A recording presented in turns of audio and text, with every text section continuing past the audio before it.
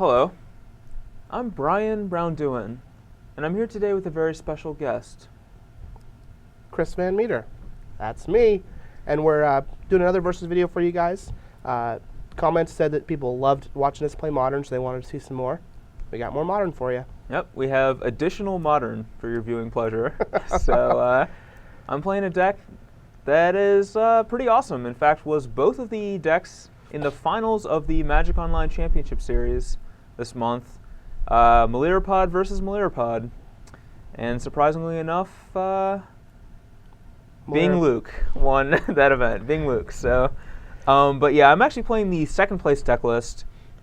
The reason being, it has the Archangel of Thune Spike Feeder combo, and I just think that combo is awesome. So, I don't know. I couldn't pass up on that. So that's why I opted to play the second place deck. But I'm gonna jump right in, and we'll talk about basically what makes this deck good and some of the card choices in it. And there are a lot. And there are many, yes. There are lots of one-ups. So basically, the point of this deck is you want to use Birthing Pod and Court of Calling as two, basically tutors that let you search your deck for whatever creatures you need and put them into play for whatever situation your opponent's presenting. And the awesome thing, even though Green Sun Zenith is banned, you still have two amazing tutors to search up guys. Definitely. And the benefit of these two as opposed to Green Sun Zenith is they get any color. So Green Sun Zenith was awesome, but it could only get green creatures, whereas this can get something like Cartel Aristocrat. Or Linvala, or Archangel of Thune, or Red Cap, or whatever. So basically, this deck can play two different roles.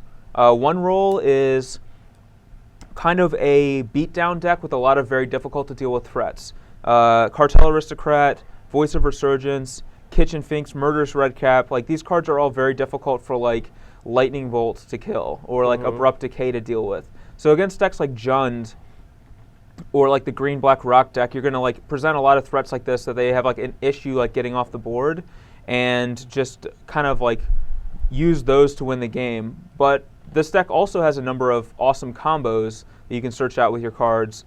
Most of them and the namesake of the deck is Melira. Most of them revolve around Melira. Basically, the idea is she prevents -1/-1 counters from being placed on your creatures. So you can use the persist creatures like Murderous Redcap and Kitchen Finks, and instead of coming to play with a -1/-1 counter, they just come into play again as their normal creature type.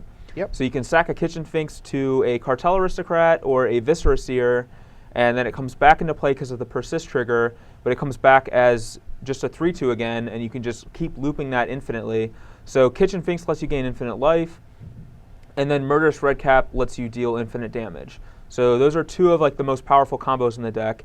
And Archangel of Thune actually gives you another combo too, with Spike Feeder. If you remove a counter from Spike Feeder, you can gain 2 life.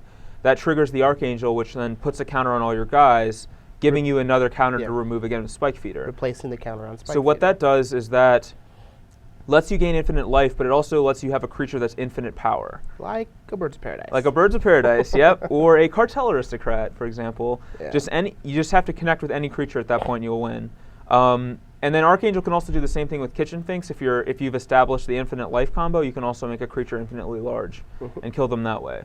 So there's a lot of nifty combos like that, and then there's a lot of good value creatures like Aven Mind Sensor is very good against a lot of the decks like Scape Shift or any deck that's trying to search their library, like the Tron decks. Aven Mind Sensor can kind of shut that out. Sin Collector is very good against the blue-white red decks or anything that's just spell heavy. Strip a Sphinx's Revelation or something of the like, and Eternal Witness just gets back anything whatever you need, like a Court of, usually it's going to be like a Court of Calling, but it can also just be a creature if that's what you need. And then so basically those are the two different game plans of the deck, and the deck can switch between those depending on how the game is going against a number of things. So there's a lot of lines of play to this deck, and there's a lot of unique and awesome interactions to the deck. Anything you would like to add to that? I like that this deck can play the Linvala in the main deck. It's very good. His Death Knight Shaman is such a huge part of the actual meta. Yes. And I feel like the most underrated card in the deck is actually Gavany Township. Yep, Township absolutely. is just a huge part of this deck. All of your creatures are undercosted, and Township works very well with like the persist creatures to reset their counters, with Wall of Roots to continue allowing you to add mana.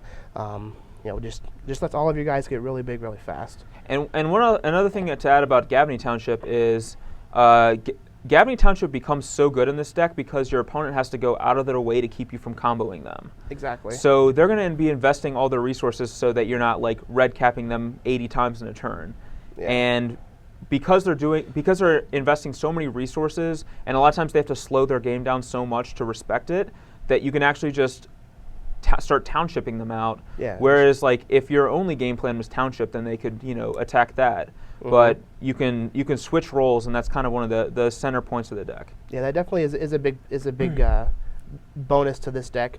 I also feel it's the same thing with like the Kiki Pod decks as well. Yes. It's like it can play like a normal deck and just attack you with all these efficient creatures, but you know that at any point they can kill you, so you have to keep that in mind. Like it just adds an extra element that your opponent always has to play around, and sometimes you just can't afford to. Yep. And one thing I don't know if I should mention is the presence of cards like Viscera Seer and Cartel Aristocrat is to provide a sacrifice outlet so that you can sacrifice your Kitchen Finks and your Murderous Redcap to turn your combos on. So that's the purpose of these cards, and that's essentially it. Cartel has a little extra value because it's also just a very good creature. So definitely. But yeah, this is the main deck for the pod deck. A lot of interesting one-ofs in here, like Kasali Pride Mage is a good one against like Batter Skulls or other Birthing Pod decks or whatever. And then Scavenging Ooze is just a very powerful creature as well. But yeah, basically there's a lot of one-ofs to suit different things, and the sideboard's very similar as well. So like, let's go ahead and take a look at that. Yes. All right, so here we are for the sideboard, and much like I said, we have a lot of one-of creatures. So these are all creatures that are going to come in like for different matchups when you need different effects. For example, Sin Collector, we actually have one in the main, but here's another one on the board. There are a lot of times where that card is very good. Any of the spell-heavy decks, any of the combo decks, just stripping a card from their hand and presenting a clock is just a very powerful effect. Definitely. Especially when you can play it on turn 2. Orzhov Pontiff. Pontiff is mostly just a pod mirror hate card. If you notice one thing about the pod deck, most of our creatures are 1/1s. Just a large percentage of them. And Orzhov Pontiff is very powerful at killing a bunch of 1/1s. It can also sometimes serve as a one-shot Anthem effect to kill your opponent out of nowhere. And you can actually, because of the Haunt ability, probably the most powerful keyword from that block. Absolutely. Or at least powerful, but because of the Haunt ability, you can actually use him to give your opponent's creatures -1/-1, sacrifice him, haunt onto another guy, sacrifice that guy, and do it again. So if you need to, you can -2/-2 your opponent's team, or +2/+2 your team. So there are some values there you can get with Orzhov Pontiff. I also think it's very cute against the Blue-Red Splinter Twin deck. So you are able to use it to kill all of the copies of their creatures if they are Pestermite, as well as it can fog them if they are all Deceiver Exarchs while they're attacking, because Infinite 0/4s or 0/3s does 0 damage. It does, yep. But then you gotta be real cute to pull that off with like a Court of Calling or something. Yeah, you have to Court of Calling for it, or that's about it. Yeah. Harmonic Sliver is also a good card to combat. There's a lot of decks like that play a lot of powerful artifacts and enchantments, and like Affinity. Yeah, Affinity being a very strong example. We saw that last time. So. Harmonic Sliver is just another card you can pot into. You have a Kasali Pride Mage at the 2-drop slot. Now you have Harmonic Sliver at the 3-drop slot to hit it. One thing I want to note is this deck doesn't have Phyrexian Metamorph, but I really like Phyrexian Metamorph, especially alongside Harmonic Sliver, because Phyrexian Metamorph comes into play as a Sliver, so it triggers it twice if you Metamorph your Harmonic Sliver. Yeah. So it's actually a really neat interaction. Shriekmaw is good at killing creatures that are not black. That's a pretty straightforward statement, but it's actually pretty much just true. That's kind of where you want Shriekmaw. I mean, it's just when you need a Necrotal that's better than Necrotal. Yep, exactly. That's where we go. Yep, there's a lot of times where your opponent's got like some Loxodon Smiters and some Baneslayers and stuff like that in their deck, and perfect 3/2 for the job. So. Thrun the Last Troll. This card is a beating against the control decks. Either cast it or pot into it. They just can't deal with it. And Yep. A lot of them are playing Supreme Verdicts and stuff. So yep, Yeah, Thrun there's like Wrath of God. Just even though it's legal, isn't being played. that much. Yep. So it's just like Supreme Verdicts because they want to be able to counter against the aggressive decks that have their own mana leaks. And this guy just beats it. Yep, just beats it. And sometimes, even if they are playing Wrath of God, you can just have a Thrun in play and like sandbag your other threats, force them to Wrath your Thrun. Then you can play out your guys. Now they can't Wrath the rest of your team. Core Firewalker for pretty much the mono red deck. That's about it. Yep. Or red black deck, I guess, is the thing. So that's pretty much the reason for the Core Firewalker. I don't see you ever bringing that in elsewhere. Spellskite is actually a card that comes in a lot. You can bring it in against like the burn decks, for example, but it's primarily for like the Splinter Twin type decks, where you can redirect all this. You can redirect their Splinter Twin to your Spellskite, and it shuts out their combo, which gives you the time you need to like set up a way to like either infinite them one way or another. They don't really have a lot of interaction to stop you from doing that. Yeah. You just have to be faster than them, and Spellskite at least buys you a turn. There's two removal spells. We have Dismember and Abrupt Decay. Dismember is very good at handling threats that Abrupt Decay can't handle, which is most threats, but just having a mixture of the two really gives you like a lot of versatility. Yeah, for sure. So I think like it's definitely right to have a mix of the two. Duress, I'm not sure if this is better than Thoughtseize necessarily, but really the only times you want that card are against decks that are trying to combo you. So Duress is probably a fine replacement in that regard, although typically those decks, your life total doesn't matter that much. So I'm not 100% sold on Duress over Thoughtseize, but Yeah. I can see it.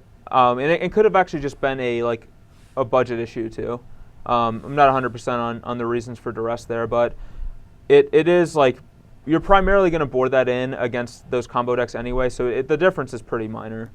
And then Lingering Souls is just a great value card for any of the grindier matchups where you're not going to be comboing them because they have so many ways to disrupt your combo, and you're just going to try to grind them out with your Gavany Township game plan, and Gavany Lingering Souls, still good. So. Sometimes it just works. Yep.